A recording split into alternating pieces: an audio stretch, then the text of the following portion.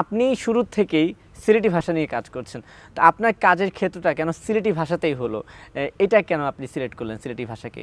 সিলেটি ভাষা অবশ্যই শুদ্ধ ভাষা। বাংলা ভাষার যেমন একটা নিজস্ব প্ল্যাটফর্ম আছে, বর্ণ আছে, সিলেটের ভাষার নাগরি আলাদা বর্ণ আছে। সিলেটের ভাষা অবশ্যই একটা শুদ্ধ ভাষা।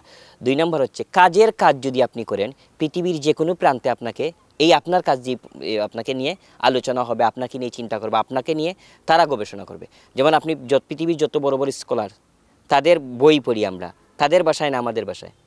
আমাদের ভাষায়। আমাদের ভাষায় এটা অনুবাদ করে আমাদের বাংলা ভাষায়। সুতরাং আপনার কাজ যদি কাজের মতো হয়, তাইলে কিন্তু এইটা আপনাকে যে আপনি যে এফোর্ট দিবেন এটা গ্রহণ করবে তার ভাষায়।